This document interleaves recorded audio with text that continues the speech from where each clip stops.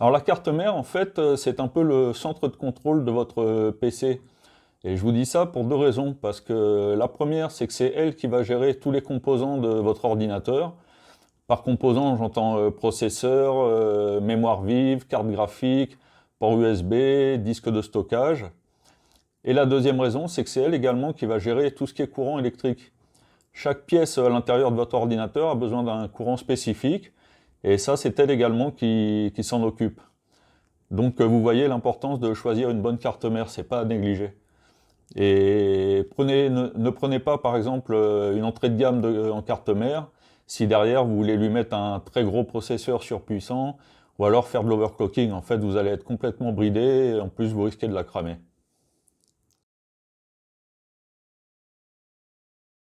Alors bonjour à tous, bienvenue sur la chaîne Paillon PC, je suis Stéphane. Donc aujourd'hui nous allons aborder le sujet de la mise à jour de la carte mère. En fait on appelle ça flasher l'UEFI qui avant s'appelait le BIOS. Donc nous allons voir ça de suite et vous allez voir que il n'y a rien de compliqué dans tout ça. Allez, c'est parti. T-minus 10, 9, 8, 7, 6, 5, 4, 3, 2, 1, 0, and liftoff of Space Shuttle Atlantis on a mission to build. Alors pour commencer, qu'est-ce que l'UEFI? Alors l'UEFI, c'est en fait un microprogramme qui est implémenté dans votre carte mère par le fabricant de celle-ci et qui sert en fait à faire communiquer tous les composants qui sont au sein de votre PC. Il y a plusieurs années, cette opération qui consistait donc à mettre à jour la carte mère était une opération un petit peu complexe, mais surtout très risquée dans le sens où il suffit qu'il y ait une coupure de courant à ce moment-là ou quelque chose comme ça. Et à l'époque, la carte mère, elle supportait pas et bah, malheureusement, c'était poubelle. Alors maintenant, ce que les fabricants font, c'est que certains fabricants, en tous les cas, implémentent dans les cartes mères ce qu'ils appellent un dual BIOS. Donc il y a deux BIOS. C'est-à-dire que si pour une raison ou pour une autre, lorsque vous faites la mise à jour, ça se passe mal, il y aura quand même un BIOS de secours, ce qui évite de mettre la carte mère à la poubelle en fait, quoi. Donc en général, qu'est-ce qu'apportent les mises à jour? Donc les mises à jour, en fait, comme beaucoup de choses en informatique, au fil du temps, il y a des évolutions qui se font, et ces évolutions se feront principalement de manière logicielle. Donc en fait, mettre à jour sa carte mère, ça va vous servir déjà à gagner un petit peu en stabilité, si toutefois il y avait des problèmes. Ça peut régler des problèmes de compatibilité aussi entre différents matériels. Si vous avez acheté une carte mère il y a un an, et que vous achetez les dernières barrettes de RAM qui viennent de sortir, peut-être que ce ne sera pas forcément compatible. Donc en fait, le fait de mettre à jour votre carte mère va permettre de régler ce problème de compatibilité. Ce qui peut se passer aussi, c'est qu'à l'époque où, en l'occurrence sur ma carte mère, il y avait un problème il y avait une faille de sécurité pour le processeur. Et une mise à jour en fait a corrigé cette faille, et donc ce qui évite d'avoir des problèmes de virus, et en plus matériel, ceux-là ils font mal. Donc pour l'exemple aujourd'hui, je vais utiliser ma carte mère. Ma carte mère, c'est une Aorus Z390 Elite. Pour info, j'ai acheté cette carte mère en 2019, on est en 2021, et donc en 2 ans, il y a déjà eu 9 mises à jour de fait dessus. Donc toutes les mises à jour, je les ai installées les unes derrière les autres, à chaque fois qu'il y en a une qui sortait. Et puis dans le coup, pour l'exemple, on va utiliser cette carte mère, et on va faire ça pas à pas, ensemble. Et vous allez voir que si vous respectez la procédure, il n'y a rien de compliqué. Allez, on passe à la pratique. Alors, nous revoilà devant l'écran. Donc, la première chose à faire pour installer donc votre mise à jour carte mère, c'est d'insérer une clé USB dans votre tour. Cette clé USB, il va falloir la formater en format FAT. C'est les anciens formats. Donc, vous cliquez sur votre clé USB qui apparaît sur le poste de travail. Donc, en l'occurrence, moi, c'est celle-là. Donc, vous faites un clic droit dessus. Hop. Vous avez l'option formater. Donc, vous formatez votre clé, et là, on va vous proposer de la formater. Vous voyez ici, vous avez format NTFS, FAT, c'est le format par défaut, FAT32 ou exFAT. Donc nous, ce qu'il nous faut pour la mise à jour, c'est du FAT. Donc vous cliquez sur FAT, voilà. Là, vous cochez formatage rapide et vous démarrez. Donc vous avez un message d'avertissement, OK. Voilà, donc c'est un formatage qui est assez rapide, hein. Donc voilà, le formatage est terminé. Hop, tout ça, on peut fermer. Ensuite, on va se rendre sur le site du constructeur de votre carte mère. Donc en l'occurrence, moi c'est Gigabyte. Donc Gigabyte, je vais aller chercher donc ma carte mère. Donc sur les sites d'autres fabricants, ce sera certainement plus ou moins la même chose, hein. Donc moi je vais dans Produits. Produits, je sais que ma carte mère c'est une Aorus. Donc je clique sur Aorus. Voilà. Donc là je vais chercher ma carte mère. Moi c'est une Z390. Hop, voilà. Et je retrouve la mienne, Z390 Aorus Elite. Donc je clique dessus, je vais dans Support, et dans Support, là, vous avez tous les logiciels en rapport avec votre carte mère. Donc là, ce qui nous intéresse, nous, c'est le BIOS. Donc le BIOS, hop, on va aller le chercher ici. Vous voyez qu'il y a 9 BIOS en tout.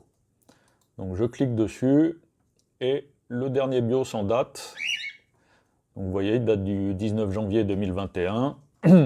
Là, à droite, vous avez la description, ce que ça apporte en plus par rapport à l'ancien BIOS. Et c'est donc la version F10H. Donc, je la télécharge. Voilà. Vous choisissez l'endroit où vous voulez télécharger le fichier. Vous l'enregistrez. Et voilà, ça c'est fait. Vous avez téléchargé votre BIOS. Ensuite, le BIOS. Il est au format WinRAR, là. Donc, on va l'extraire. Donc, je l'extrais vers le dossier du même nom. Et le dossier apparaît ici. Donc là, ce qui est intéressant, c'est que les 3 autres fichiers, on n'en a pas besoin. Ce qui compte, c'est juste le format F10H. Donc c'est celui qui est en bas. Celui-là, je fais un copier. Donc je vais le copier et je vais aller le mettre donc, dans la clé USB. Donc la clé USB, je retourne dessus. Je le colle dedans. Hop. Voilà, le nouveau BIOS est copié sur la clé USB. Donc maintenant, il va nous falloir redémarrer l'ordinateur. Donc, on ferme tout, on redémarre l'ordinateur.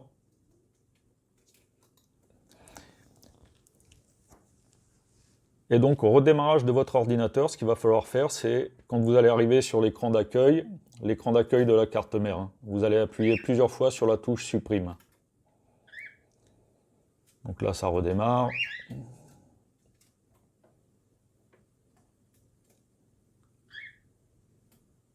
Voilà, donc là, quand vous êtes là, vous tapotez Supprime. Alors après, il y a d'autres fabricants, c'est d'autres touches certainement. Je sais que sur Gigabyte, c'est comme ça.